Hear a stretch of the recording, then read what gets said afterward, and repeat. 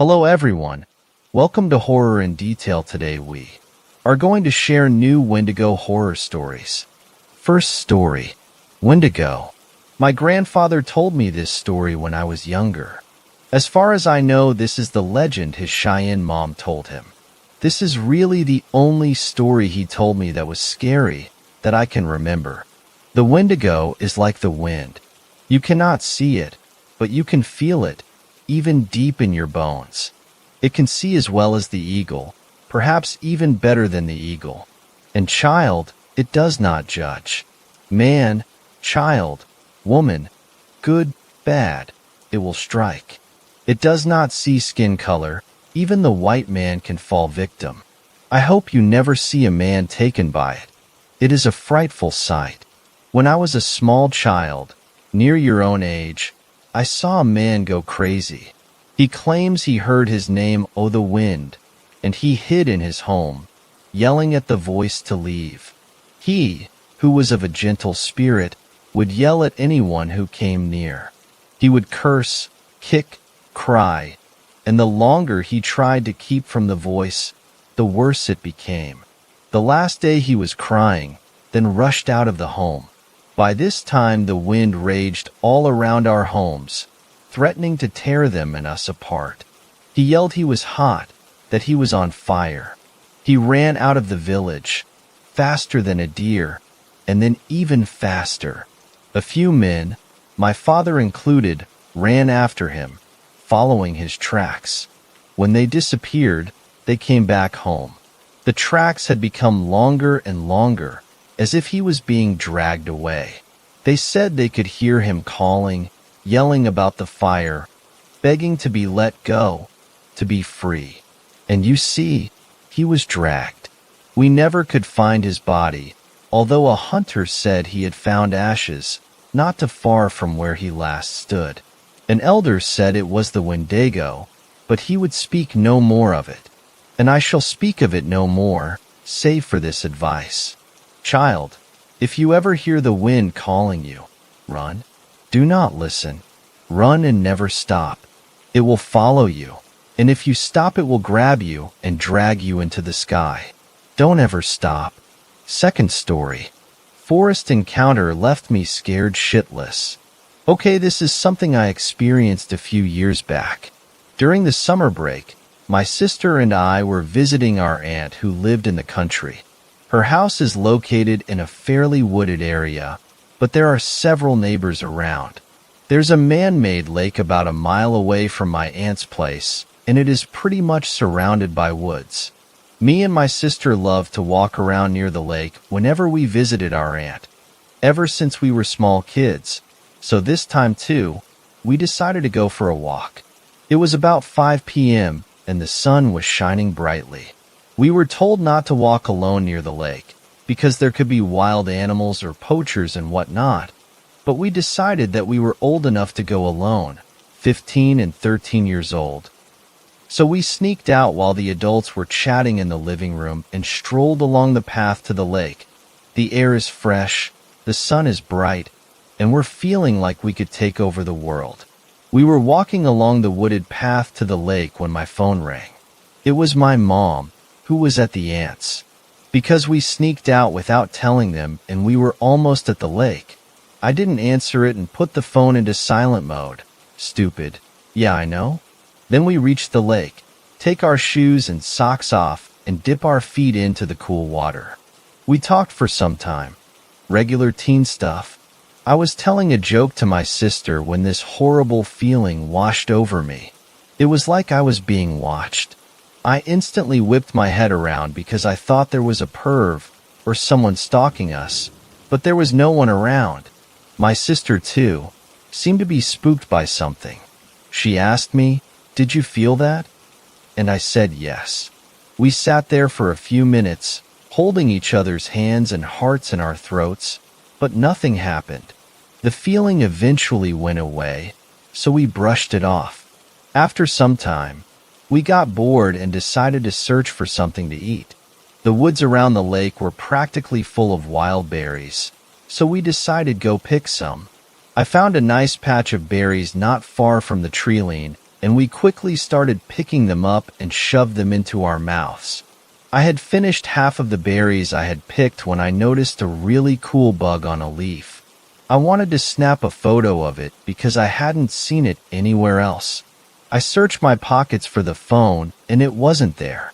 My sister asked what was wrong, and soon we both started crawling around searching for the phone.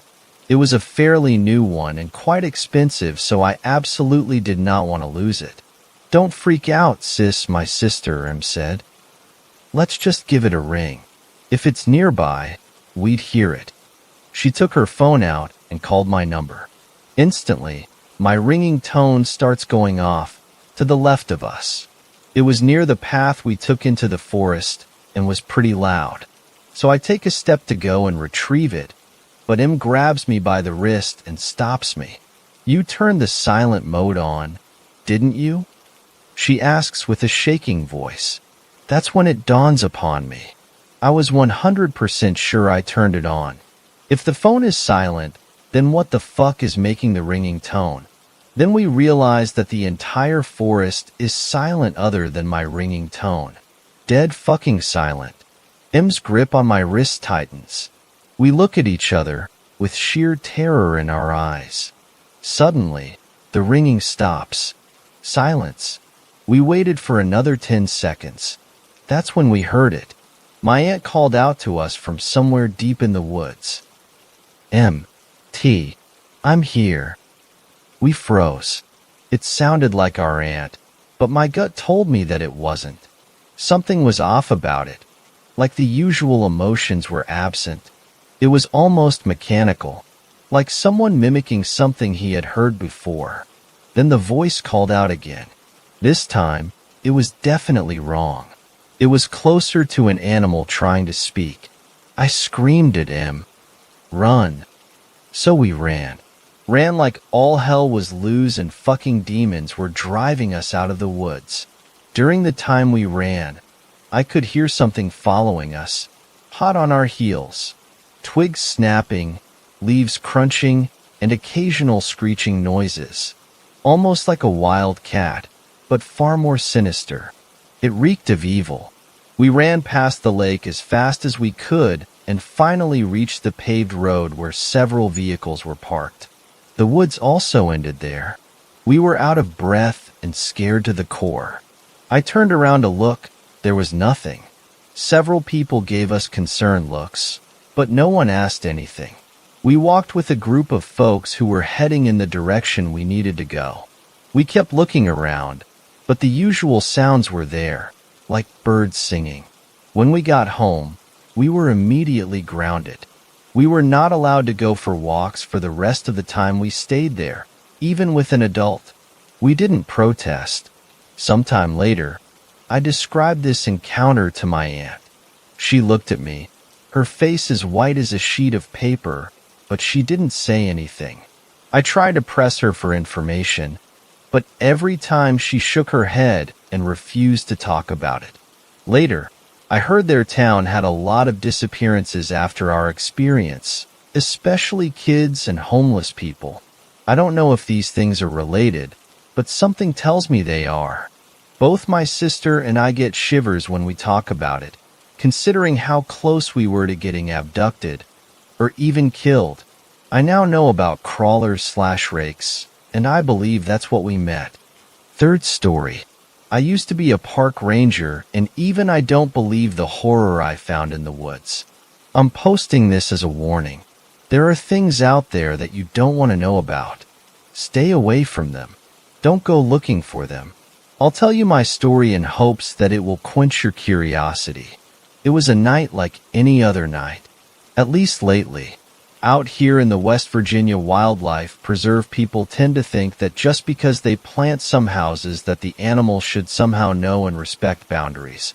That's kind of tough when the animals are on a huge plot of land where they've never been hunted and never even been threatened by anything other than a bigger animal. Folks seem to think this is a great vacation spot for them. What they don't realize is it's also a great vacation spot for the animals.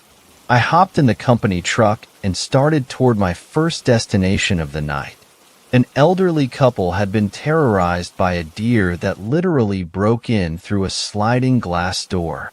They managed to trap it in a side room and needed someone to go release it. I got elected. When I got there, the vacationers looked like the ones caught in headlights. They were still wide-eyed. I could tell they were in shock. I had them go into another room and close the door. Once they were out of the way, I found the closest door to the outside and opened it. Then I went to the room with the deer in it. I slowly opened the door and was shocked to find the room covered in blood. The deer was laying on the floor panting. I approached it slowly, circling around to leave the doorway open, hoping to give it an escape route. The closer I got, the more I realized this deer wasn't going anywhere. Its side was covered with claw marks. At first I thought a coyote had attacked it, but the marks were too far apart. They were large enough to be caused by a bear, but the individual claws were too far apart. I'd never seen anything like this. If I had to compare it to something, I'd say Freddy Krueger sliced it up. The deer's eyes went wide when I approached it, but it didn't jump up and run. I took this as a bad sign. Its breath came in ragged gasps as I struggled to roll it over.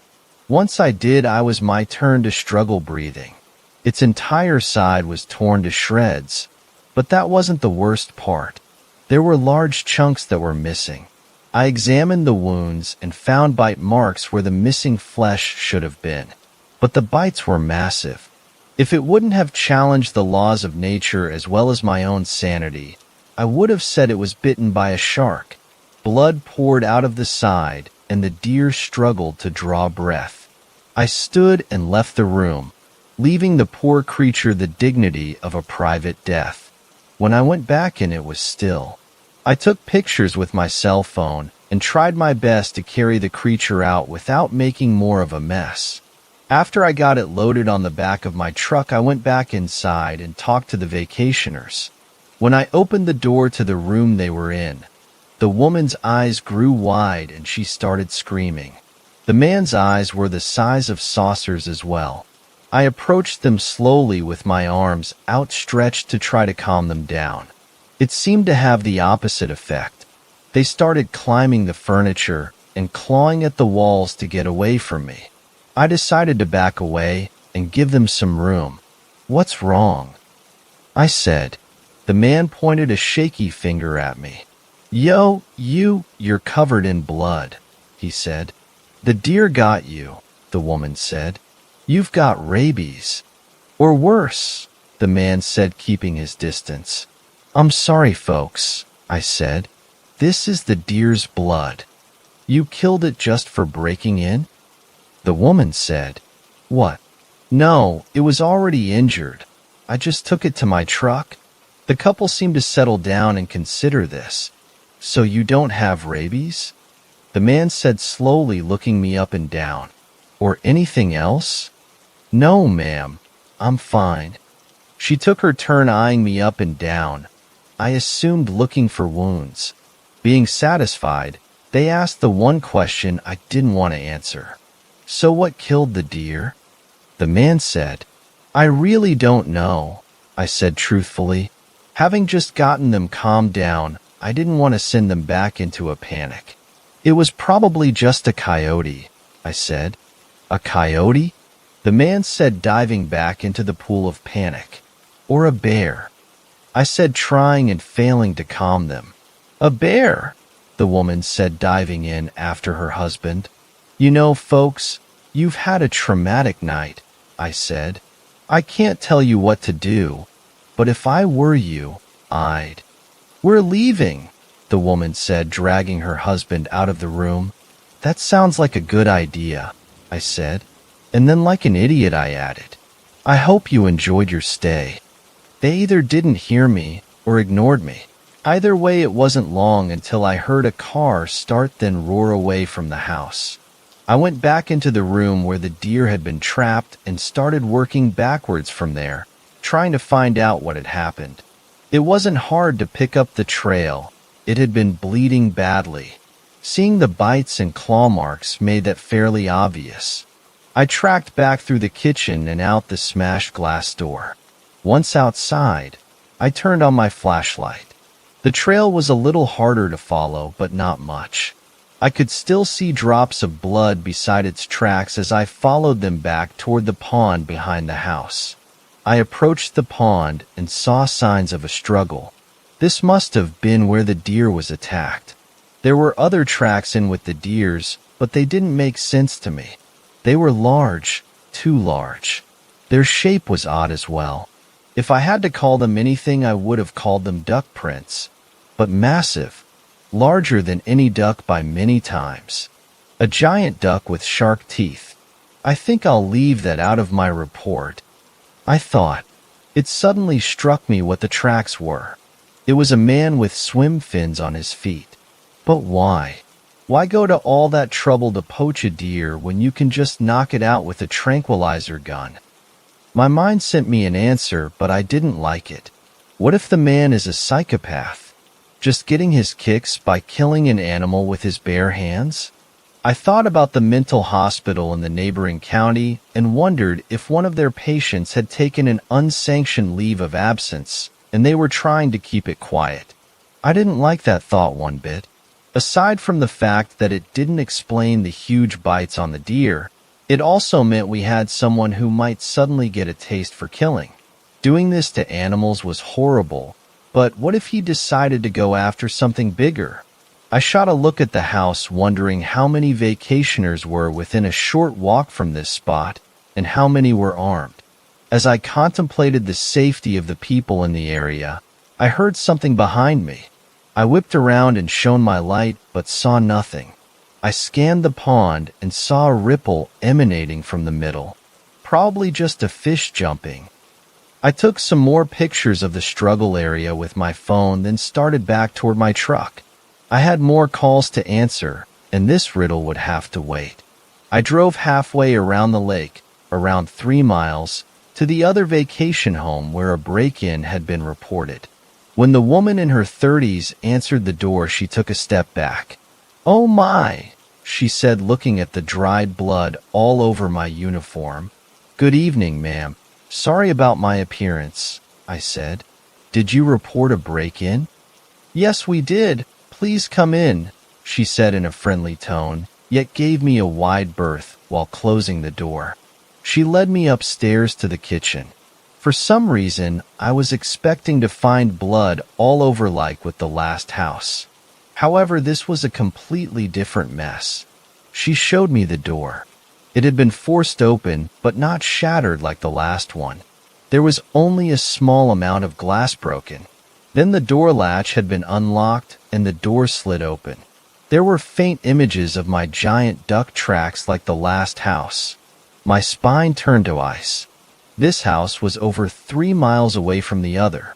There were many more people in that space that might have fallen victim to this crazed person. The woman showed me the rest of the kitchen and the mess that had been left. There were a few cans of sardines that had been opened and eaten, and also some cans of tuna fish. The strange thing was how they were opened. The cans had been torn into with something sharp, but not a can opener. The marks looked like they were torn open with claws. I shuddered to imagine the amount of strength it took to do something like that. And then I spotted it. Beside one of the cans of tuna was a small puddle of blood. "Ma'am, could I trouble you for a sandwich bag?" I said. She handed me one, and I carefully tried to scrape as much blood into it as possible. I sealed it and put it in my pocket, then went out through the broken door. Behind the house, just like with most of these vacation houses, there was a pond. I traced the tracks back to it, and they disappeared at the water line. I shone my light over the water, but the only thing I saw was a stray turtle. I stared at it for a long time, as though it would somehow give me a clue as to what was going on. "What should we do?" the woman said, nearly scaring me half to death. I hadn't heard her follow me out the door and into the yard. "I'll send someone around to look at that door in the morning," I said. "In the meantime, it might not be a bad idea to sleep in a room that has a lock on the door. I'm sure they won't be back, but just in case."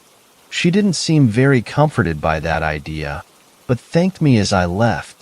The next two reports were just teenagers breaking in and stealing beer. That was it. No bloody wildlife, no weird tracks, just kids being kids. I went back to the station, changed out of my bloody uniform, and spent the rest of the night filling out reports on what had happened. When my shift was over and I passed on what had happened, I took a little trip to the neighboring county. I stopped in at the mental hospital and asked if they had any escapes lately. The nurse looked at me like I had asked her if she was wearing deodorant. "We don't have escapes," she said with obvious pride that showed as arrogance. I thanked her and left, feeling less than satisfied with her answer. Next, I stopped in at the local police department and asked one of my friends on the force if they could analyze the blood sample for me. I shared my thoughts that there might be an escapee from the mental hospital and the blood sample might help us find out who and track him down. It was well past noon until I got to bed. That night when I got to work, it was pandemonium. There had been more break-ins and people were starting to panic. The owner of the resort was frantic. People were canceling left and right and wanting their money back. When I walked in, he stormed his pudgy face right up into mine. "You told people to go home?" he fumed, glaring up at me. "I merely suggested.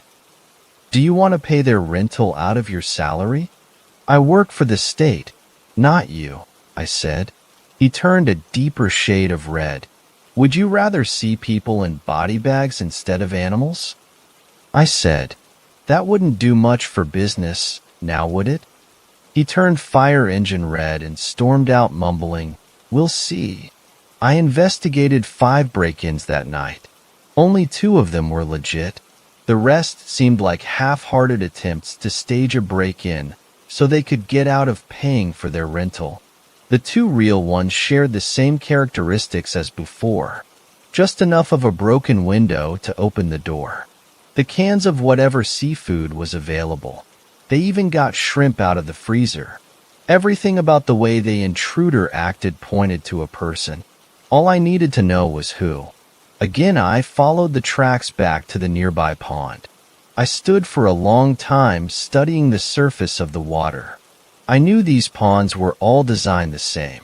A roughly 40-yard by 40-yard body of water around 5 feet deep in the middle, stocked with mostly bluegill for catch and release fishing. Anyone using these ponds to hide would have to be holding their breath for inhuman periods of time. I stared at the surface for 20 minutes. If someone was out there, they had an invisible snorkel or an extra set of lungs. After my rounds of investigating and reporting, I decided to stick around and do a little extra investigating. I ran home, grabbed my swim trunks, mask, and snorkel, and went to the site of the most recent break-in. I waded out into the water, unsure of what I would find when a snake slithered past me. I let it go and waded deep enough to where I could swim. I hovered at the level of the surface, dipping my mask underwater to get a glimpse of whatever there was to see. There wasn't much. Fish, underwater plants, and lots of water. Just what you would expect from a pond. As I kept going towards the middle, the water was getting deeper. I now couldn't touch the bottom. I had to float on the surface. Looming in front of me was a dark spot on the bottom of the pond. I took it for a rock, but swam close enough to investigate anyway. In for a penny, in for a pound. As I drew close enough to hover over it, I realized it wasn't a rock. I took a deep breath and dove to find out what it was. The further I swam down, the further I was able to swim down. I kept going and going. Light disappeared. I was sure I had been swimming straight down for a solid minute without touching the bottom. I turned and looked up.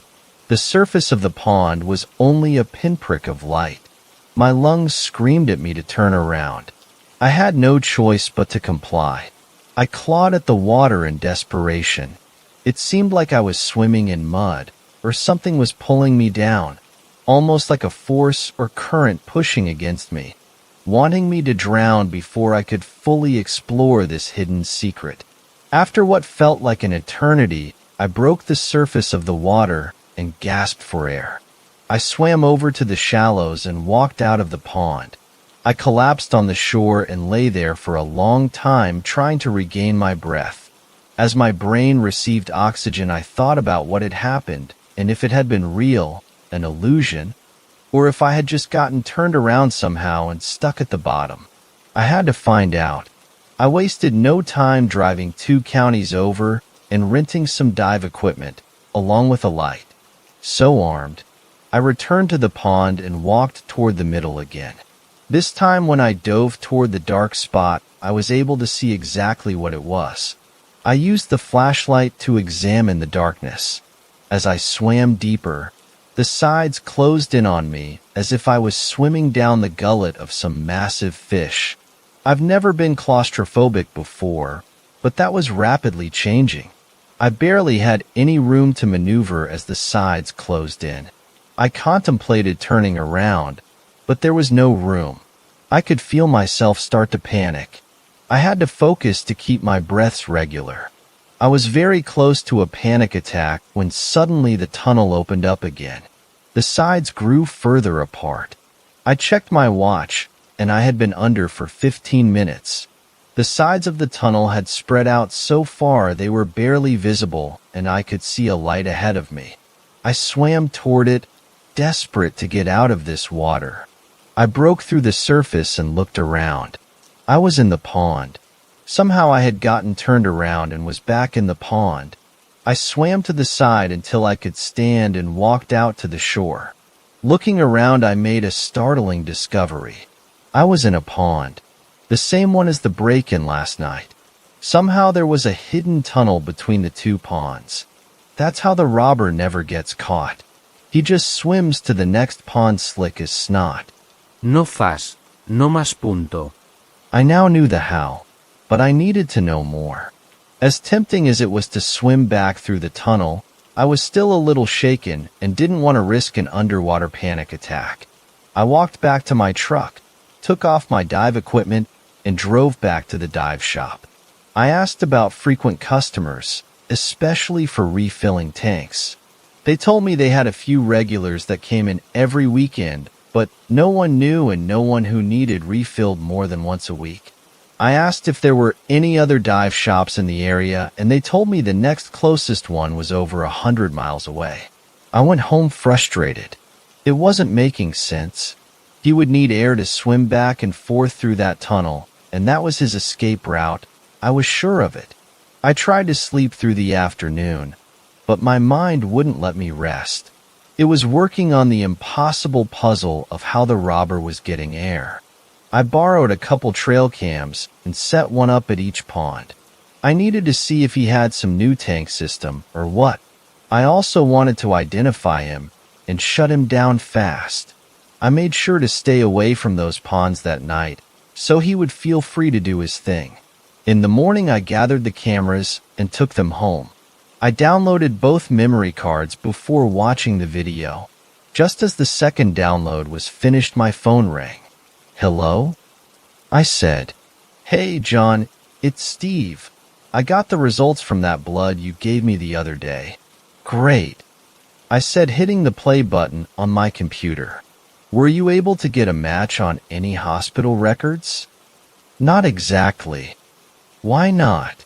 I asked as a ghostly green image appeared on my computer.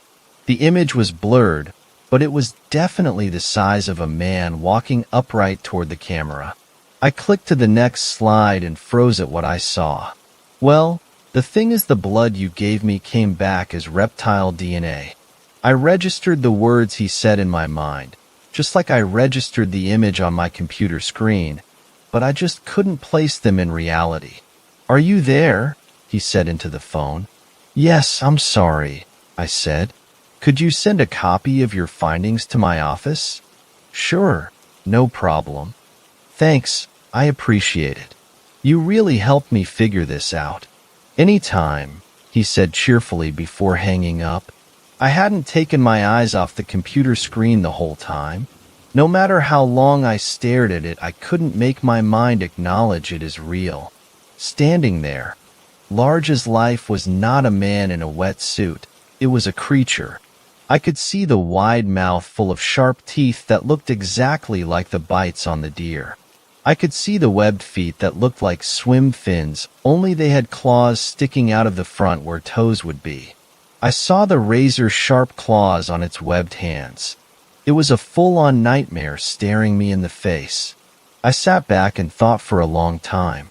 Then I printed copies of the images and put them in an envelope. I rushed to the station to share the information I had with my fellow rangers. As I was showing them, their faces ranged in emotions from shock to disbelief to outright mocking. As I was going through my investigation, the owner of the timeshares walked in. "What are we all looking at?" he said, eyeing me with contempt. "It seems like John has solved the case of the break-ins," one of the other rangers said. The owner approached. He picked up the lab report and read it, then stared for a long time at the picture. "Do you know what this is?" he said absently. "I really don't know yet," I said. "I've never seen anything like it." He turned to me and smiled. "This is money," he said, holding up the picture. "What do you mean?" I said, "Those idiots that go around hunting, what do they call them?" "Cryptids." "Yeah, cryptids.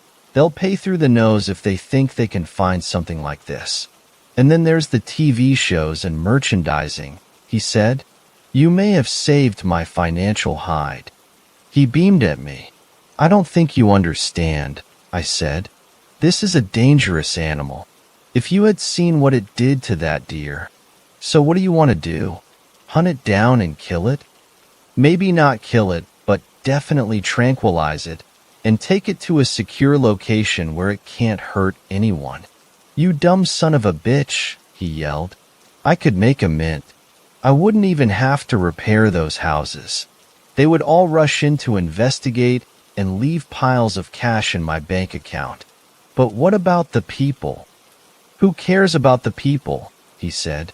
"Throw them all out. I've got the chance of a lifetime beating down my front door, and you want to flush it down the toilet because you're scared someone might break a nail." He was breathing hard and staring up into my face. The air was charged with fury, his and mine, and then a sudden calm came over him. "Charles," he said, addressing the lead ranger, "isn't this a wildlife preserve?" "Yes, it is," Charles said warily. "And aren't the wildlife on this preserve protected from all tampering by law?" "Well, I guess so," Charles said. "What if those animals present a threat?" I said to Charles, "How many deer were killed by coyotes on this preserve last year?" The owner said. "Dozens," Charles said. "Were the coyotes removed from the preserve?" "No," Charles said. The owner turned and shot me a triumphant look. "John," Charles said, "I know you have everyone's best interests in mind, but you're gonna have to let this go." I glared at him. "And what happens when this thing decides it likes to eat humans?" All the eyes in the room that had been on me suddenly found somewhere else to look, all but the owner. He was smiling from ear to ear. I think the pudgy little bastard was about to break into the happy dance. I searched the room for any support but found none.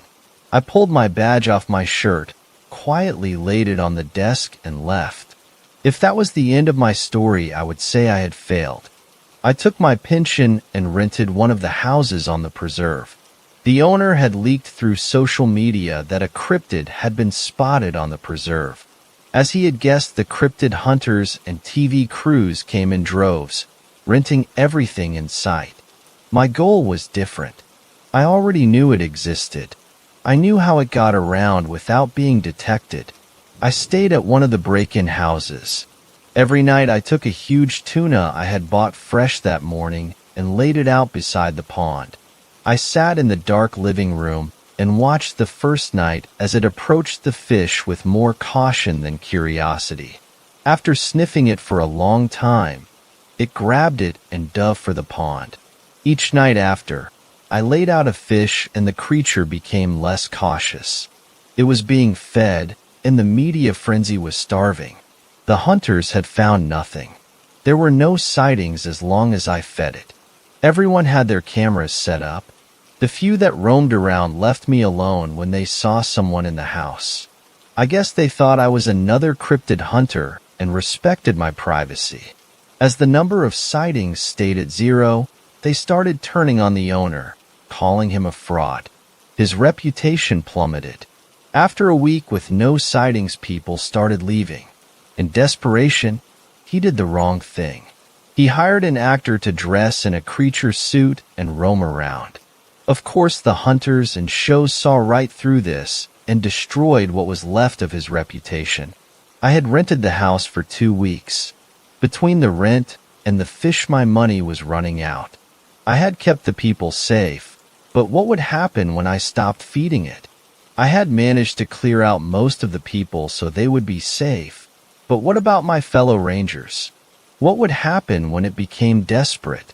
When the starving creature no longer had houses full of food to break into? I had 3 more nights until I had to leave. I was out of money. The preserve had become a ghost town. As far as I knew, I was the only renter left. It was decision time. I sat staring at the large tuna on the table with a bottle of bleach next to it. Let it live and see what happens, or kill it? I thought about this for a long time. Both options had merits and consequences. I chose a third option, a much more dangerous one. I took the fish out and laid it where I usually did, then backed up a few feet and stood there. Over an hour passed before the water stirred. I saw the head and eyes of the creature appear as it headed toward the fish. And then it stopped. It had seen me. I made sure to keep still with my arms at my side. It slowly approached and stood. It was a few feet away with the fish in between us. It studied me and sniffed the air, then became agitated. Perhaps it had smelled my scent before as a pursuer.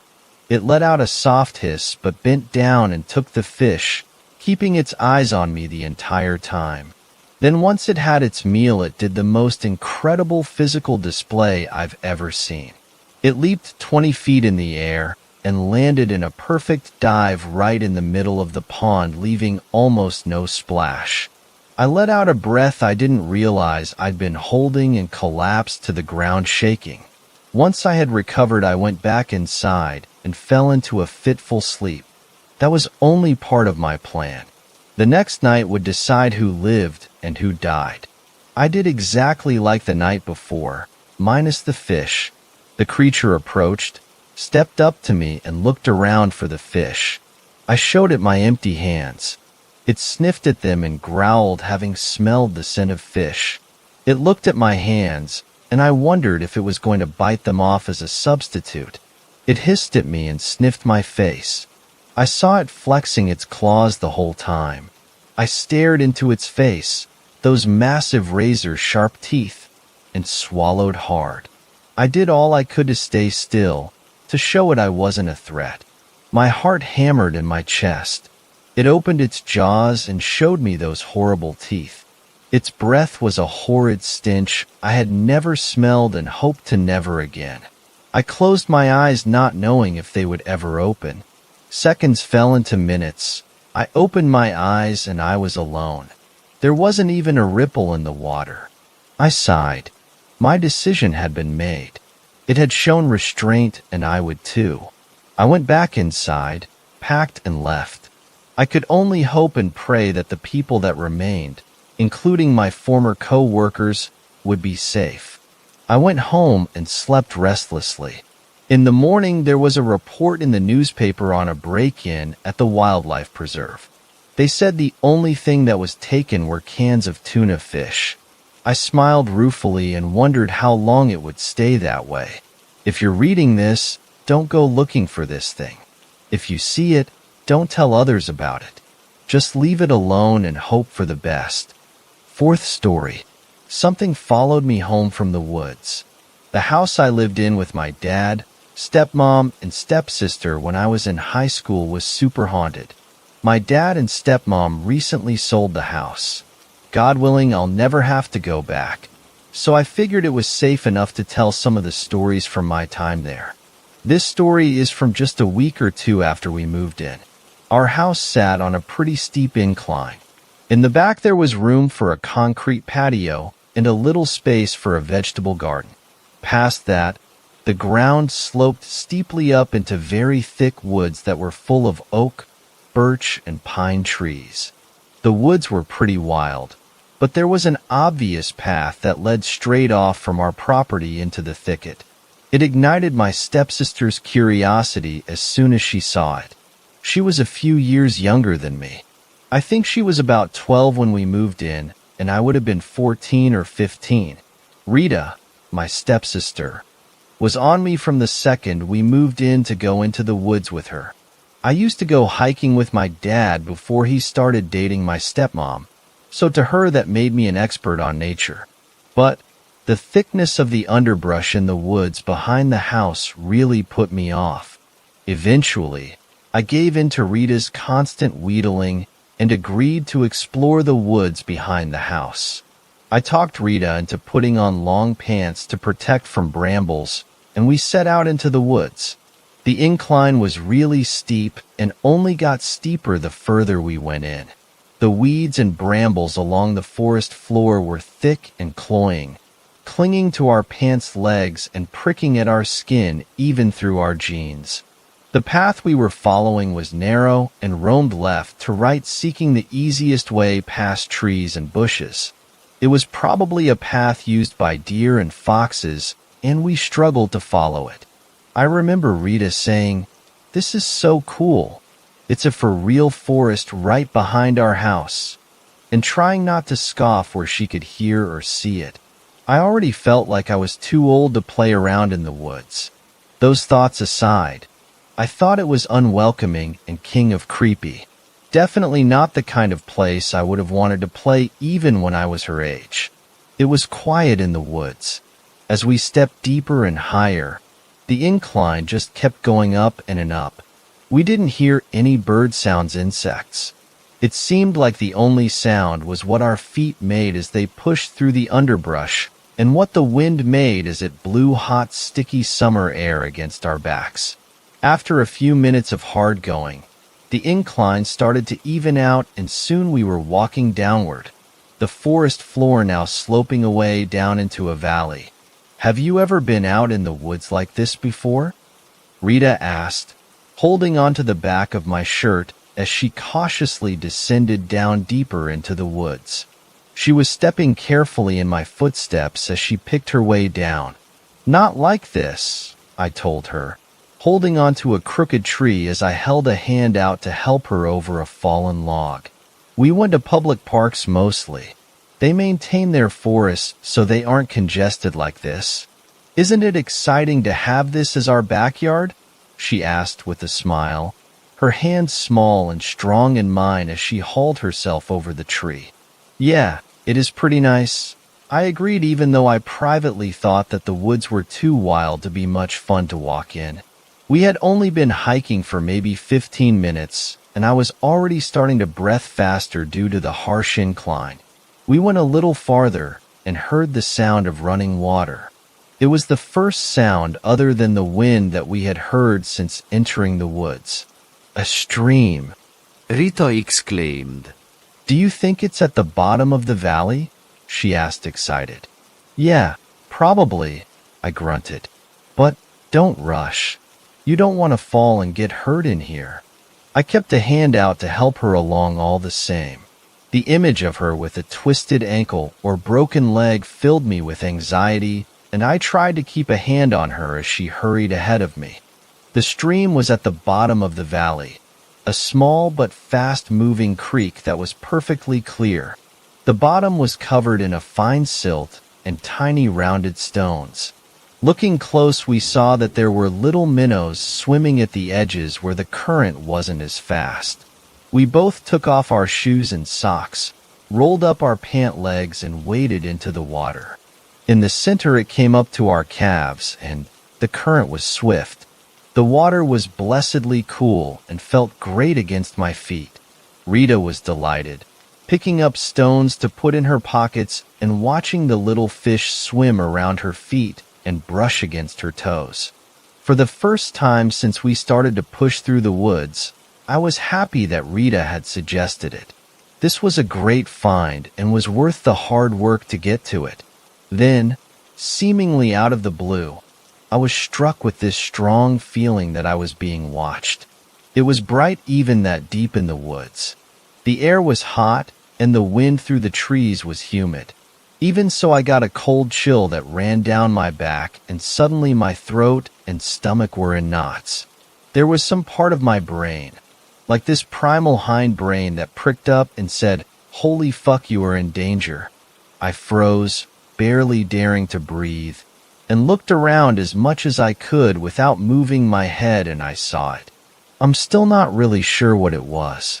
It was standing further down the stream, which steadily moved lower between the hills. It was standing up straight and perfectly still in the center of the stream, watching us.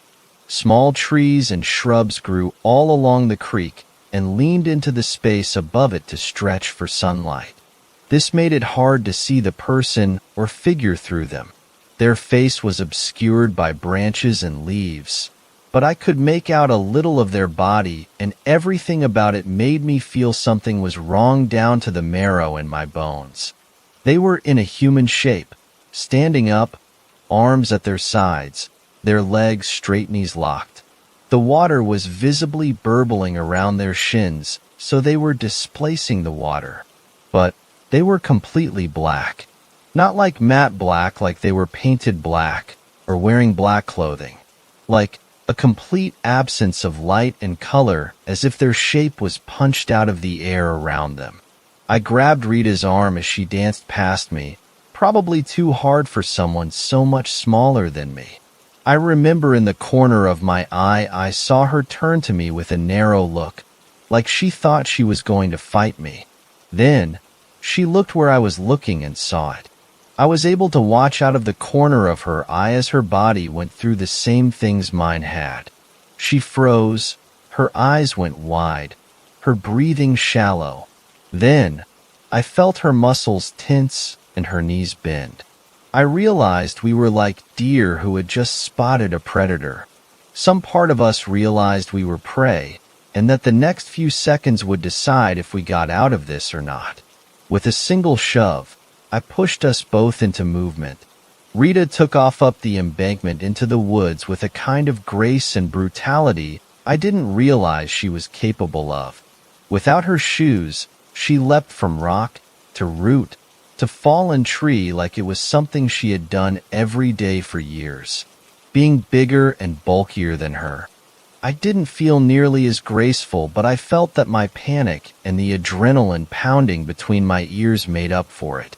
I kept up with her, pushing her with a hand between her shoulder blades or at the seat of her, but whenever I caught up, behind us, there was the horrible silence. We were a cacophony of crashing noises ripping through the woods and all around us. No birds sang, no insects chirped, not even the wind whistled through the trees. That whole run back through the woods was a blur. I never once looked back for fear of what I would see, and I didn't see Rita look back either. I kept my eyes glued to her back, carefully watched her every footfall in constant fear that she would slip or fall, but she never did. Once we crashed back through the edge of the woods and into our yard, it was like the sound was suddenly turned back on. Not that Rita or I cared. We continued running as fast as our bodies would take us for the house, and once inside we slammed the back door shut and I slid the deadlock home. I pressed my back against the door with my breath heaving for a moment before running to the front door and locking it as well. Then I went window to window on the first floor, making sure they were all locked and that the curtains were pulled. Only once that was done did I collapse onto the living room floor with Rita. "We left our shoes and socks by the creek," she wheezed, sticking her muddy feet into the air where I could see them. "Who fucking cares?" I gasped back. "I'll tell Dad I lost them," I added. That was really the start of it all. After it happened, For a while, Rita and I assumed we had left whatever it was down in the creek. We knew our parents wouldn't believe us, so we never brought it up to them. But we didn't leave it behind. It followed us home, and it made the next few years in that house utter hell. I have a lot more stories to tell about what happened after that. I'll work on typing up the rest in the next few days. Fifth story. Something absolutely malevolent exists in rural Montana. The jump scares, the monster under the bed, your friend dressed up as a man with a knife. These are all pretty damn scary, but I consider these temporary and/or mild scares, scares that aren't slow. Oftentimes, it's a harmless scene from a movie or a friend pulling a prank on you that elicits a 5-second shriek. True fear, a pervasive fear that slowly eats away at your conscience, comes out of the unknown. The feeling that deep in the depths of darkness, something is going to take you away, that something is lurking in the shadows. It's the feeling that any second, you could be dead, the feeling that a pair of beady eyes are staring right at you, but you can't stare back. My journey began in Montana. It was a November night in 2004, and I was en route to Calgary, Canada. My family comes from Canada, and I was making the drive from my home in Billings to Calgary. The main highways were shutting down in preparation for a snowstorm, and few dared to drive out in the impending snowstorm. Me, I was a cocky 20-year-old who didn't give a damn. I figured, I was born in Canada. I drive AF 150. I can handle some snowy roads. Rural Montana is eerie at night, especially the back roads. The main route from Kalispell to Lethbridge, Canada, was closed, and I was forced to take a back route, a seemingly endless 2-lane road that probably hadn't been worked on in decades. I remember turning my turn signal on and heading north on that road. It was about 11 p.m., and the snow showers were beginning to turn into a windy, snowy mess, with my windshield wipers just barely clearing off the falling snow. I wasn't worried about the weather, nor the ice coating the 2-laned road, nor the health of my mother. No, I was preoccupied with the feeling that something was behind me. See, the road was entirely straight and cut through a dense pine forest. The road was devoid of any curves, turns, or signs. It was merely a 50-mile-long straight shot through a dense forest. Straight, endless. My brights only exposed the sheer desolation, the isolation of the environment in which I was in. I hadn't seen an automobile in half an hour. I felt exposed yet utterly alone at the same time. To calm my nerves, I inserted a Toby Keith CD into my radio and cranked the volume up. The soothing sound of country guitar was beginning to relax me. It was alleviating the feeling of unease. About a minute into the song, the track became jumbled. The guitar solo was abruptly interrupted by scratchy sounds. It was akin to nail on a chalkboard. It was absolutely unbearable. As I adjusted the volume, my F-150 lost traction on the ice, and within seconds, I found my car coming to a screeching halt, my hood trapped in a large snow bank approximately 20 feet off the side of the road. Fuck! I screamed. I turned on my hazards and proceeded to curse like a sailor as I stepped out of the car and into the snowy landscape. The blizzard hindered the visibility to the point where I could hardly see feet in front of me. A ferocious icy wind was burning my face, and the feeling of unease only grew. I threw on an extra parka and turned my car off. That's when I heard his voice. "Adam," he said. Adam. It was a voice that absolutely sent shivers up my spine. A voice that caused me to tense up like a marble statue. It was the voice of my father. "Adam, is that you?" I gulped and could barely breathe.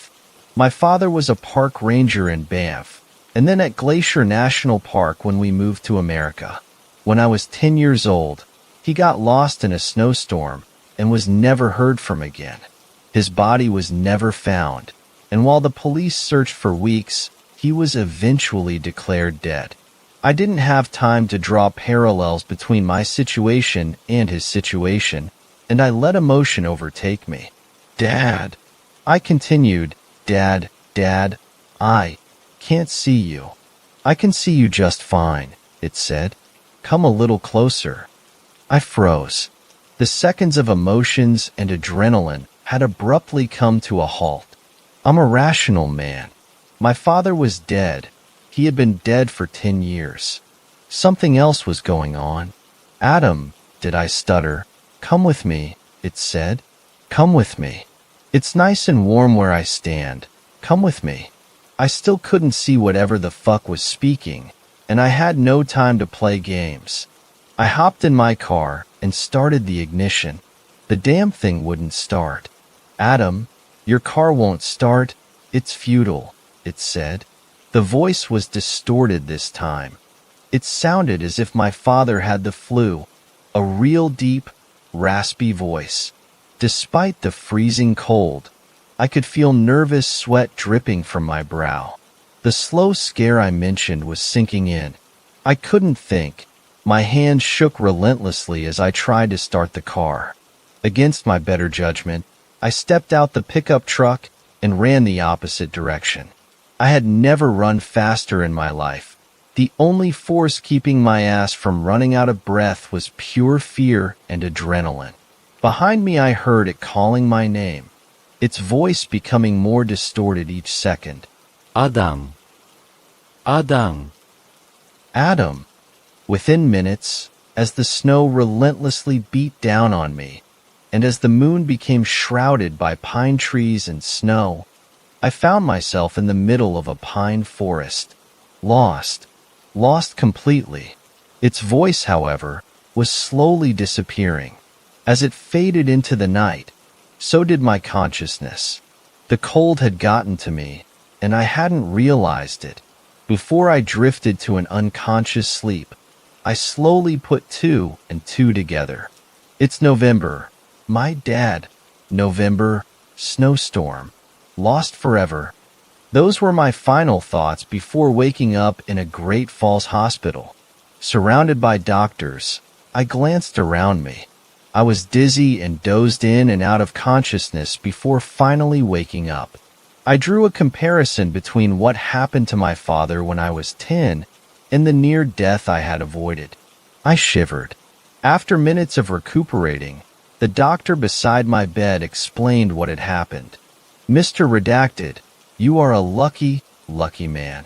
You were found unconscious 200 yards away from a country road. Your body temperature was 88°F. I'm amazed that you seemingly won't suffer any long-term effects." "Who found me?" I asked, completely dazed, still recalling the thing that had chased me. "Some man driving to Missoula saw your Ford deep in the trees off the side of the road, your hazards reflecting some light. Minutes later, he heard groaning and found your motionless body in the snow." The doctor continued, "I only have one real question before I let you rest and talk to your mother. What drove you to leave your automobile and run into a pine forest in the middle of a snowstorm?" He coughed and chuckled as he said, "I mean, come on, what happened? Did you see a ghost?" As he laughed at his corny joke, I thought to myself, I wish I had seen it